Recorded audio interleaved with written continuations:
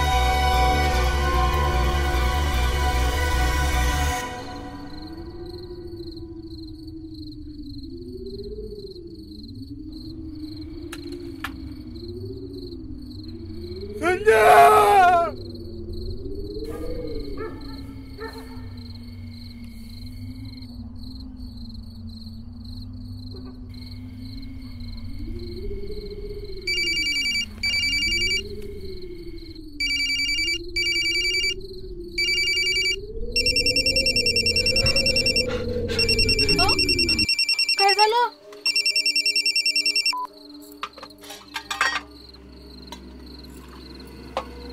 सपन घे पण पाहिलं काय? मला आपला संध्याला शेती करू द्यायची नाही. हो पण असं कोण बोलून राहिले? पाय शेवंते आपलं पोरग आता आपल्यासारखं अळानी राहिलं नाही. ते डिग्री घेऊन आला आहे. आता एक डाव त्याला नोकरी लागली तर मी सुखा समाधानानं डोळे मिटतो. असे कोण बोलून राहिले सकाळच्या पायरी? त्याला नोकरी बी लागत आणि त्याचं लग्न आणि नातू बी पाल तुम्ही. हो पण त्याच्यासाठी आज मला आपल्या वावराची इकरी करायची आहे. लय चांगला भाव भेटून राहिला.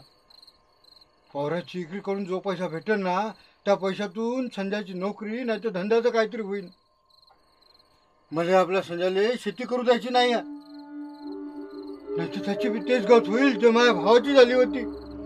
तसं काहीच होणार नाही. पण भाऊजीचं जे झालं ते भुलून जा आता. आपलं पोरग तसं काहीच करणार नाही असं आपल्याला वाटते. पण शेतकऱ्यानं मेहनत मजुरी करा, आपल्या बाप दादाची जमीन कसा आणि त्या लहरी निसर्गानं सारं पीक पाण्यात घाला. हे असं किती वर्ष सहन करावं म्हणतो. याच्या पायीच माझ्या भावानं स्वतःला वावरातल्या झाडाला टांगून घेतला. नाही मी आपल्या संध्याला शेती करू देणार नाही. तसंच होईल पाहिजे तुम्ही. मी सांगतो त्याला समजव. मा पोरगा आहे ते ऐकल ते माय.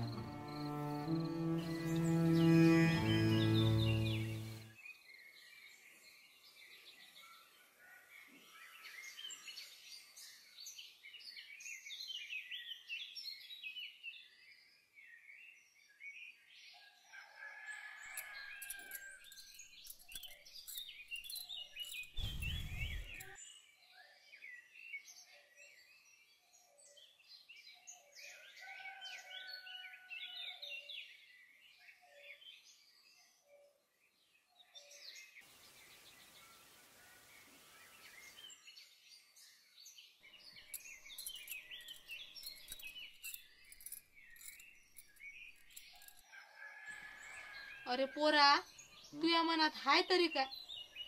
इतका शिकला सवरला आता शहरात जा आणि नोकरी पाय. या शेतीच्या नांदी कशाला लागतं? तू या बालेन मलाही वाटते का तू या शहरात जा नोकरी पाव. या शेतीच्या नांदी लागण्यात काही अर्थ आहे का? नोकरी कशी बी असली तरी नोकरीत हर महिन्याले पैसे भेटतातच ना. नाही आई, मी शेती करण्यासाठीच परतलोय. मी BSc ॲग्री ह्यासाठीच निवडलं होतं की मला शेती करायची होती. आई मी नवीन पद्धतीने शेती करेन. ती पण तुझ्यासारखी माझी आईच आहे ना. मला तिला सुद्धा हिरवा शालू नेसवायचा आहे. मी म्हटलं होतं ना हा पोरगा आपला ऐकणार नाही म्हणून. का रे पोरा आम्ही तुला याच्यासाठी शिकवलं का? एक दिवस येऊन तुझ्याच आम्हाला शिकव. नाही बाबा, तुम्ही चुकीचं समजत आहात. मी तुम्हाला शिकवत नाहीये. मी फक्त मला काय करायचंय ते सांगतोय. म्हणजे आता हे बी तू सांगणार का आम्ही चूक का बरोबर ते? पाय शेवंते, तुझा पोरगा इंग्रजी शाळेत शिकून आला आणि आता आपल्याला शिकवते. 4 पुस्तकं वाचले तर आम्हाला शिकून राहिला. नाही बाबा, तुम्ही चुकीचं समजताय. मी तुम्हाला शिकवत नाहीये. मी फक्त माझा निर्धार सांगितला की मला काय करायचंय. मला ती नोकरी वगैरे करायची नाहीये. तुम्ही आपली शेती वगैरे विकायच्या नादी लागू नका. मला तिची मशागत करू द्या. बस झाला, चुप राह. तुला बी तुझ्या काकासारखं कर्जबाजारी होऊन जीव द्यायचा आहे का? मग कायले शिकवलं तुला एवढं? लय झालं. आता वावर विकून जे पैसे भेटतील ते घे आणि चुपचाप एखादी नोकरी कर, नाही तर धंदा कर. पण बाबा, माझं ऐकून तर घ्या. चुप राह म्हटलं ना.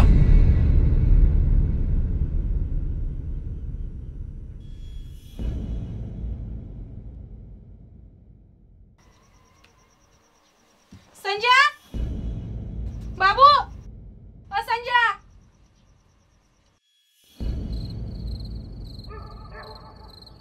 आपण ज्या नंबरवर कॉल करत आहात तो आता कव्हरेज क्षेत्राच्या बाहेर आहे. कृपया थोड्या वेळानंतर कॉल करा. आपण ज्या नंबरवर कॉल करत आहात तो आता कव्हरेज क्षेत्राच्या बाहेर आहे.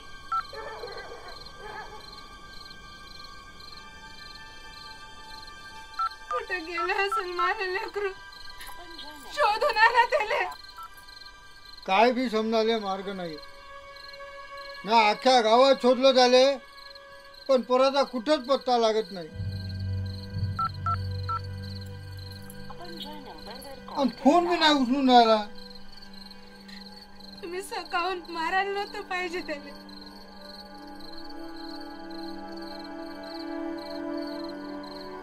त्याचा तर आता मलाही लय पस्तावा वाटून राहिला शेवंते. पण काय करू, हात आवडता नाही आला मला. पण आता जीवाला बरं नाही वाटून राहिलं. मग जाऊन शोधा त्याला. आपलंच लेकरू आहे ते. बापानं मारल्याचं वाईट वाटून नाही घेणार.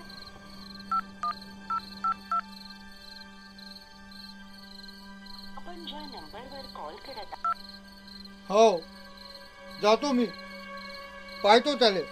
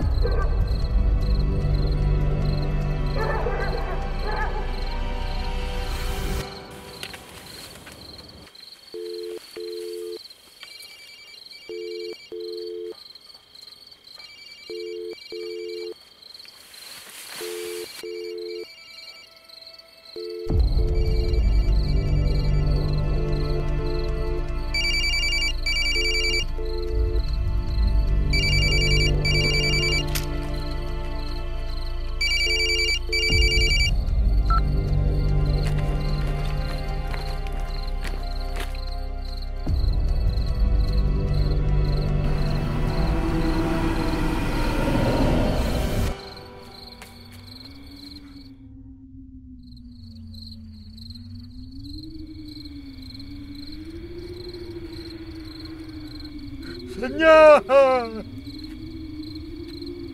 संजय,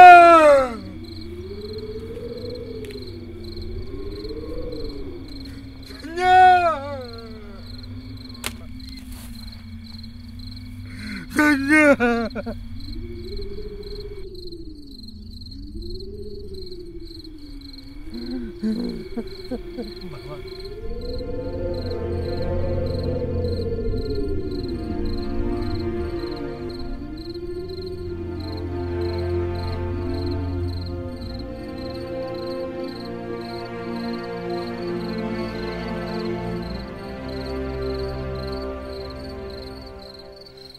माफ कर पोरा. मला वाटलं की तू. शांत व्हा बाबा, शांत व्हा. बाबा मी आत्महत्या नाही केली. बघा मी तुमच्या समोरच उभा आहे. मी तुला याच्यासाठी मारलं पुरा का मला वाटे की तू मी शेतकरी बनवून आमच्यासारखी आत्महत्या नाही करा. नाही बाबा, शांत व्हा बाबा. बाबा शांत व्हा. बघा मी तुमच्या समोरच उभा आहे. मी आत्महत्या नाही केली बाबा. बाबा मी आत्महत्या करणारा किंवा कर्जात बुडून मरणारा शेतकरी नाही आहे बाबा. बाबा मी पुन्हा आलो आहे जगण्याची नवी प्रेरणा देणारा शेतकरी होऊन. आतापर्यंत आपले शेतकरी बांधव ज्या पारंपरिक पद्धतीने शेती कसण्याचे युद्ध करायचे ते आता जुनं झालं आहे बाबा. आता आपण आधुनिक पद्धतीने शेती करू बाबा. माझ्यावर विश्वास ठेवा. हो रे माझ्या लेकरा, तुला शेती करायची आहे ना. हो तू शेती कर, चांगली शेती कर, प्रगतिशील शेतकरी होय तू. मी तुझ्या संग आहे. हो मी तुझ्या संग आहे.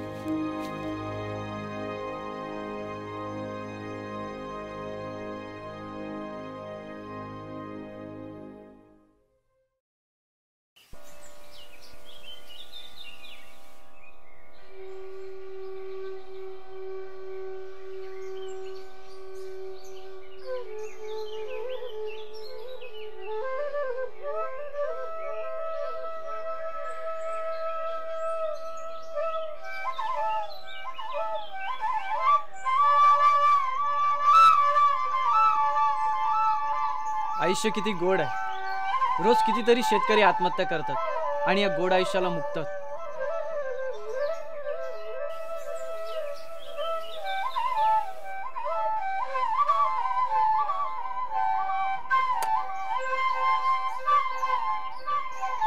शेती हा बेभरोशाचा व्यवसाय आहे. त्यातून किती पिकेल, पिकल्यावर भाव काय मिळेल हे सगळं अनिश्चित. पण आता या सगळ्या प्रश्नांवर एकच उत्तर: आधुनिक तंत्रज्ञान, आपल्या सगळ्यांची एकजुटता आणि आपली मेहनत.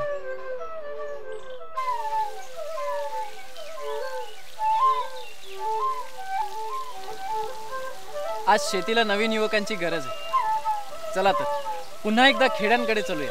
पुन्हा एकदा हरित क्रांती घडवूया.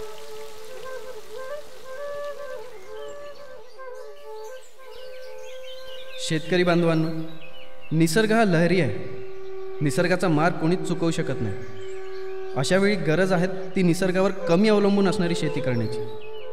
त्यासाठी आधुनिक तंत्रज्ञानाचा पुरेपूर वापर करण्यावर जोर द्यायला हवा. बाजारात जे विकल्या जाईल तेच पिकवायला हवं.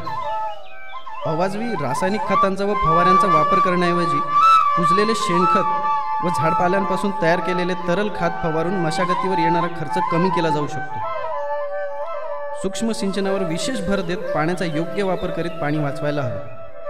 आणि शेवटी सर्वात महत्त्वाचं म्हणजे प्रत्येक शेतकरी बांधवाने शेतमाल विक्रीचे तंत्र समजावून घेत व्यापार करण्याचे कसब आत्मसात करणे गरजेचे आहे.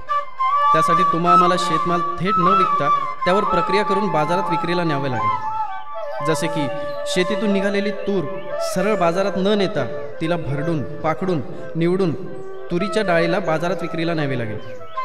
तसेच प्रत्येक शेतकरी बांधवांनी त्यांच्या कम्फर्ट झोनमधून बाहेर पडून फळबाग, भाजीपाला, फुलशेत, दुग्ध व्यवसाय, शेळीपालन, कुक्कुटपालन अशा शेतीपूरक व्यवसायांची सुरुवात करून स्वतःचा फायदा करून घ्यायला हवा. असे केले तर एक दिवस प्रत्येक शेतकरी बंधू नक्की म्हणेल, शेतीशिवाय मजा नाही, शेतीशिवाय मजा नाही, शेतीशिवाय मजा नाही.